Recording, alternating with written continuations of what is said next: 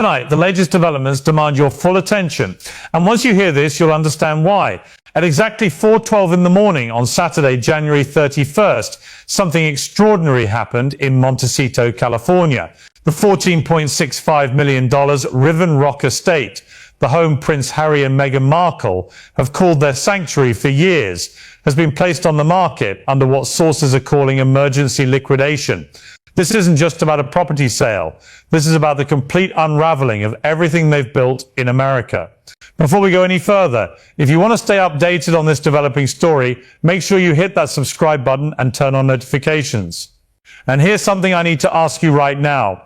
Do you think Harry and Meghan made the right choice leaving the royal family, or are they paying the price for wanting freedom without responsibility? Drop your answer in the comments, because I genuinely want to know where you stand on this. Let me walk you through what we know, and I promise you by the end of this you'll see this situation in a completely different light. The timeline is crucial here.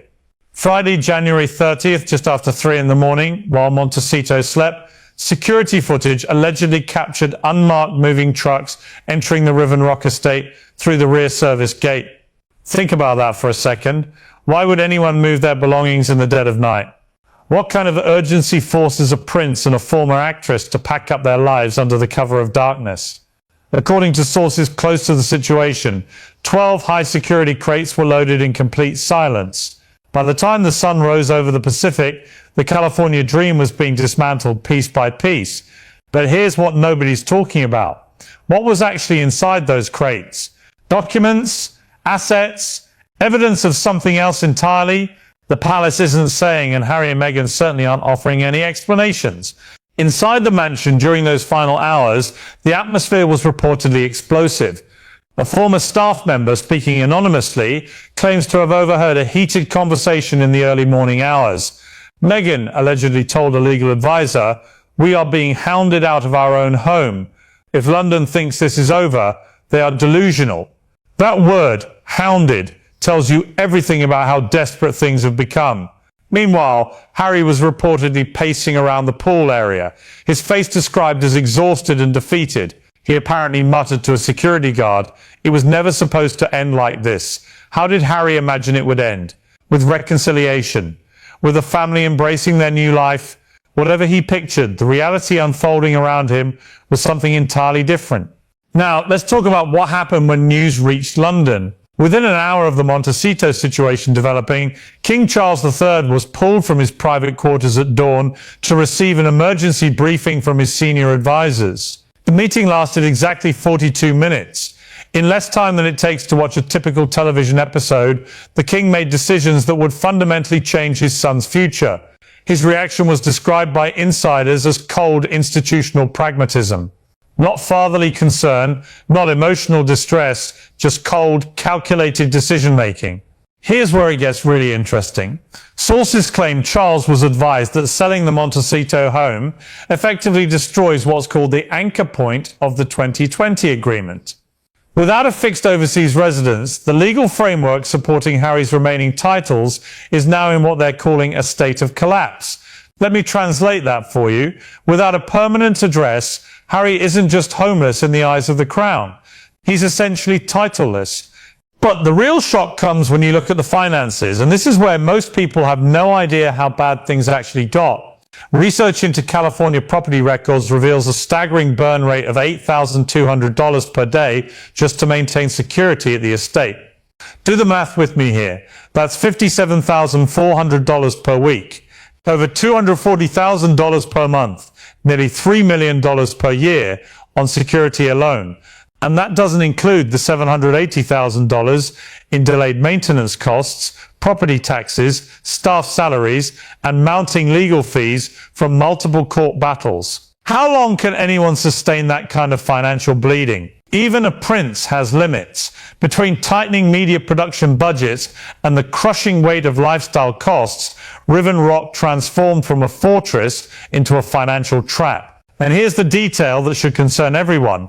The house wasn't just expensive to maintain, it was leveraged. According to leaked financial reports, the Montecito property was quietly leveraged through a Delaware-based company. Why Delaware? Because Delaware is where you go when you want maximum privacy and minimum transparency. Exactly 60 days before the listing went live, a bridge loan of $4.2 million was reportedly signed. This wasn't a standard bank transaction. Sources confirm it was facilitated by private equity investors who demand high-stakes transparency. And here's the part that shocked the palace. Prince Harry allegedly used his royal status and future inheritance prospects as unofficial collateral. Think about what that means. Harry used his position as a prince, his birthright, as leverage for a private American loan. When King Charles was briefed on this at Sandringham, he reportedly declared an institutional red alert. Palace auditors discovered the discrepancy during a routine review, and according to one insider, the auditor's hands were literally shaking when presenting the findings. The auditor allegedly stated, "This is no longer a private financial matter. This is a commercialization of the crown." The king's response was immediate and harsh. "They have turned their titles into a pawn shop. This ends tonight." What was happening inside the mansion as this financial situation reached its breaking point? Multiple sources described the tension as unbearable. A former security staffer claims Meghan was heard on an encrypted call saying, "We do what we have to do to survive. If the family won't fund the security, the house has to pay for it." That word, survive, tells you everything. This wasn't about lifestyle anymore. This was about basic survival. Harry, meanwhile, was reportedly withdrawing completely, standing in his library, staring at empty shelves, confronting the reality of a $4 million debt with no clear escape. For them, the house was no longer a home. It had become a predatory asset about to consume them. This leverage situation explains everything. The sudden timeline, the panic, the midnight moves. If the house didn't sell by the end of the quarter, the Delaware company allegedly had the right to initiate a quiet foreclosure. Can you imagine that scandal? A royal foreclosure would have been global news, instantaneous humiliation. By listing it now for $14.65 million, they're attempting a desperate escape, hoping for a quick sale to pay off the debt before anyone can trace where the money actually came from. But the financial nightmare is only half the story. The other half might be even worse. The complete abandonment by Hollywood's elite. Remember when Harry and Meghan first arrived in California? They were the golden couple. Celebrities lined up to be photographed with them. Oprah gave them her platform. Tyler Perry offered them sanctuary. Hollywood royalty welcomed them with open arms. What changed? According to an internal agency memo, a critical phone call occurred between Meghan and a top-tier industry contact last week. The call lasted 18 minutes and ended in what sources described as devastating silence. Since that call, the exodus has been complete and brutal. Oprah Winfrey and Tyler Perry, once their closest Hollywood allies, have quietly distanced themselves. Oprah's representatives have reportedly cleared her future schedule to avoid any association with what they're calling the impending fallout. Even George Clooney, who attended their wedding, has instructed his office to filter all communications from the Montecito camp. Why? What happened? The answer is as simple as it is ruthless. Hollywood is a business of winners, and as of this weekend, the Sussexes are officially viewed as a liability. According to leaked reports, 3 major media production partners have triggered stability clauses in their contracts with Harry and Meghan. These clauses, buried in fine print, allow for the immediate freezing of payments if someone faces institutional problems. The financial impact: exactly $6.4 million in pending production fees. Gone, frozen, inaccessible. Without the royal connection, the Sussex brand isn't a prestige asset anymore. It's a risk, and in Hollywood, nobody wants to touch risk. While Hollywood turns away, London is applying the final pressure. And the person leading this might surprise you: Princess Anne. The Princess Royal has activated what insiders call a dormant protocol. Sources confirm Anne has reviewed residency clauses from 1917 legal documents. Her logic is surgical: no permanent residence equals no institutional standing. Anne has reportedly moved to freeze Harry's access to any remaining UK-based family funds until he establishes a verifiable permanent address. Think about that. Harry's own aunt is cutting him off from family money, not out of spite, but because centuries-old rules protect the institution above everything else.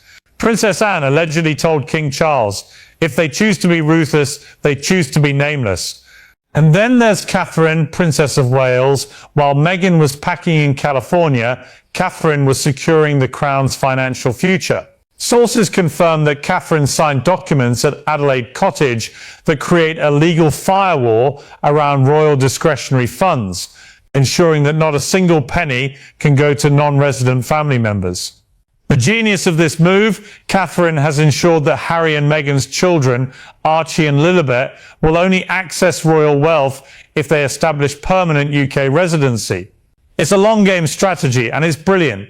Sources claim Meghan was heard screaming at her business manager when she learned about Catherine's signature. "They are starving us out in plain sight." How did we not see this coming? Perhaps because they underestimated Catherine. Perhaps because they thought family loyalty would override institutional preservation. They were wrong. At exactly 10:15 last night London time, a diplomatic courier departed carrying a 72-hour ultimatum for the Sussex's legal representatives in Los Angeles. 72 hours, 3 days. That's all the time Harry and Meghan have to respond to what's being called the Residency Requirement Protocol. The logic is brutal. A prince who possesses no permanent verifiable residence is a prince in name only. By selling their California home without confirming a return to British soil, Harry has effectively surrendered his legal standing. What does that mean practically? It means Harry can no longer stand in for the king at official functions. It means he's no longer part of the constitutional framework.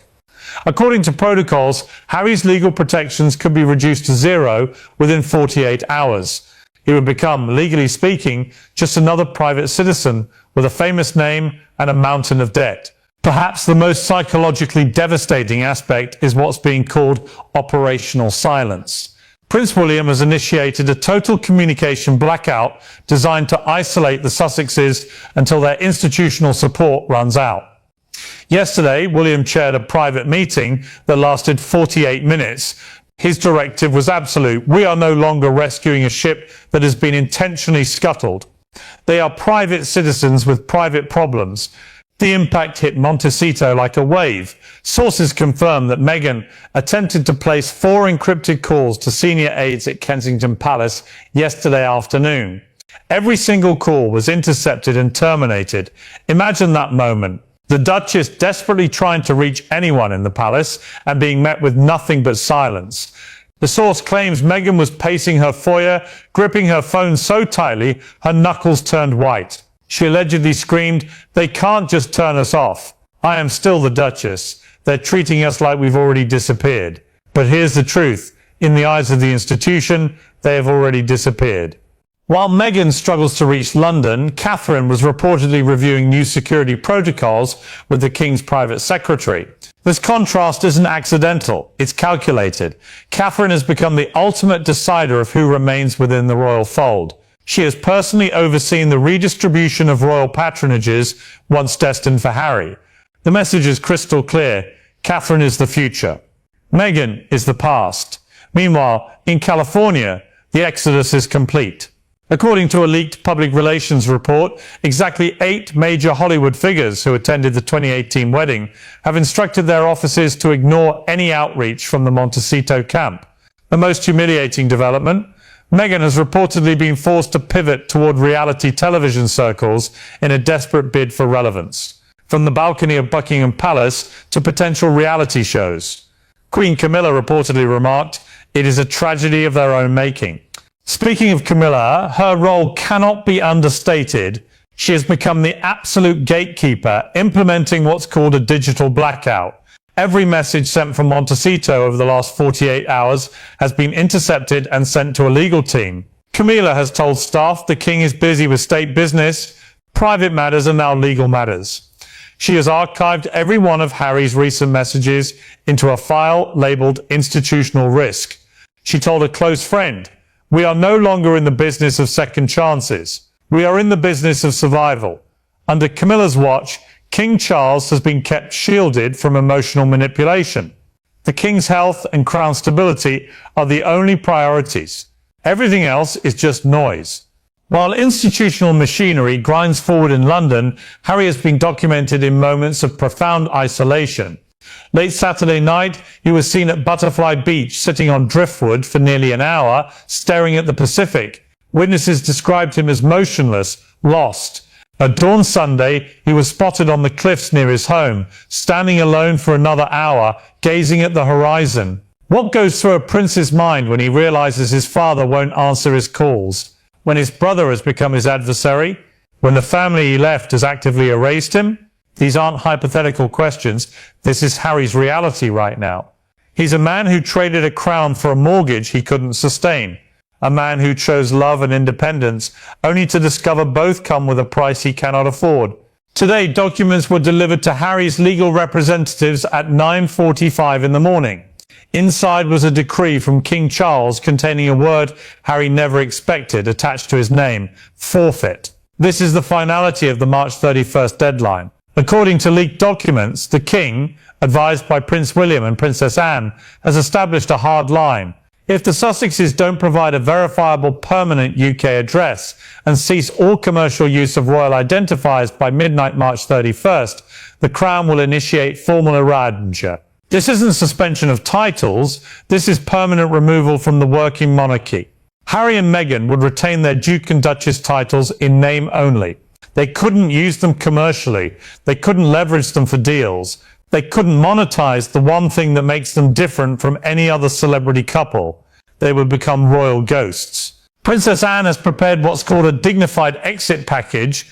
The terms are brutal. The Crown will quietly settle the $4 million debt under one condition. Harry and Meghan must sign a permanent agreement legally forbidding them from ever using royal identifiers commercially again. Anne reportedly told an advisor, "We will pay for their mistakes, but we will not pay for their vanity."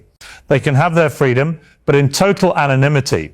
Total anonymity for two people who built their entire post-royal existence on their royal connection. This would be the ultimate defeat. As Harry withdraws, Meghan is reportedly entering frantic escalation mode. Sources in Los Angeles confirm she's spent the last 48 hours in back-to-back crisis meetings. Rumors suggest she's authorized a preliminary pitch to a streaming network for a behind-the-scenes look at their Montecito exit, essentially turning their collapse into content. The palace has characterized this as the final betrayal. Prince William allegedly told his circle, if they choose celebrity over crown, they will find celebrity is a very cold house to live in. With Hollywood having abandoned them, the palace having cut communication, and finances depleting, Harry and Meghan are discovering what happens when you're famous but not relevant, titled but not powerful, connected but not protected. Throughout this entire saga, two names have been conspicuously absent: Archie and Lilibet. What does this mean for their children? Archie is currently 5th in line to the throne, Lilibet is 6th. But if Harry loses his titles, what happens to their position? More practically, what kind of life awaits these children? Growing up between two worlds that rejected their parents, carrying royal titles they can never truly use.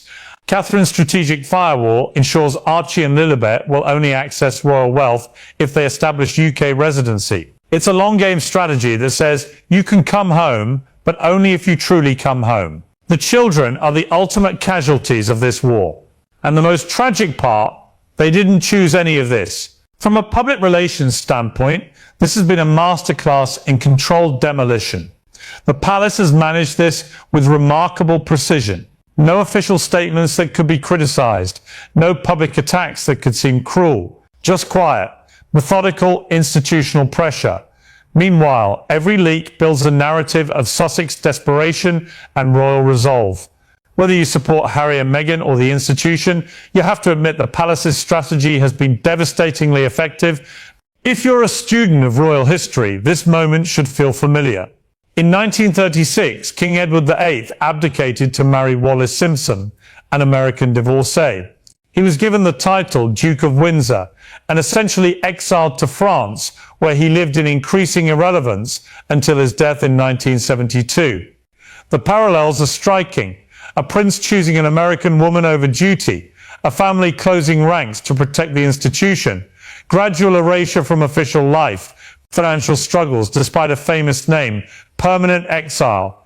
Are we watching history repeat itself? Is Harry destined to become the 21st century Duke of Windsor? A cautionary tale about choosing love over legacy? The difference is Edward never had social media, streaming deals, or podcast platforms. But as we're seeing, none of that matters if the institution decides you're expendable. Here's what I keep coming back to. Why now? Why is this happening in early 2025? Is it simply that financial reality's caught up, or is there something else we don't know about yet? The timing of Catherine's signature, the precision of the 72-hour ultimatum, the coordination of the Hollywood exodus, it all suggests a plan in motion for months, maybe longer. What if the palace has been waiting for this exact moment? What if they engineered the financial pressure? What if they coordinated with Hollywood to ensure complete isolation? I'm not saying that's what happened, but the precision of this collapse suggests it's not entirely accidental. So where do we go from here? We're now in the countdown to March 31st.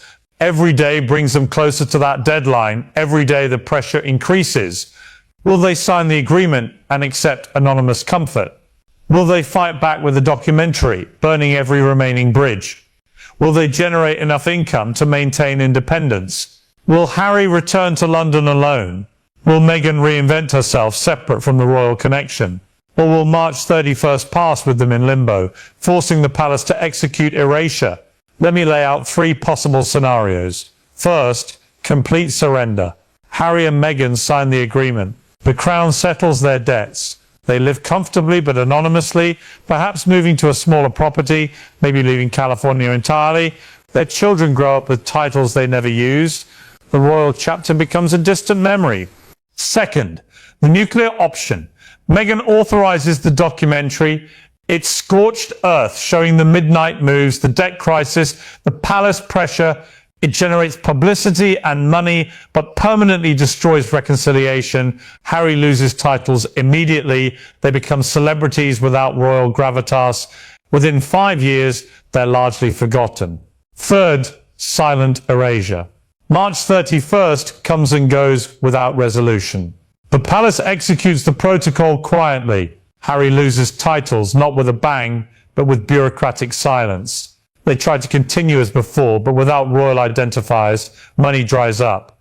Within 18 months, they're forced to downsize dramatically. Harry, broken, returns to London alone, begging readmission. The family takes him back, but only him and only under strict conditions. Which scenario seems most likely to you? And honestly, which do you think they deserve? Stepping back from the drama, this story is about something bigger than two people and a mansion. It's about the collision between ancient institutions and modern celebrity culture. It's about whether duty or freedom holds more value. It's about the price of independence and the cost of belonging. It's about family, loyalty, ambition, and identity. Harry and Meghan wanted it both ways. Royal prestige without responsibility, global platform without oversight, financial independence while maintaining family connections. The palace is demonstrating with cold precision that you cannot have it both ways. Either you're in or you're out. Either you serve the institution or you leave entirely. There is no middle ground. There never was.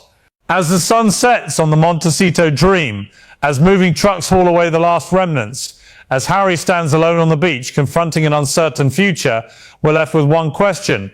Was it worth it? Was the freedom worth the debt? Was the love worth the exile? Was the truth worth the titles? Was the independence worth the inheritance? Only Harry and Meghan can answer that. And perhaps in quiet moments when cameras are off and advisors have gone home, they're asking themselves the same thing. I want to hear from you. What do you think?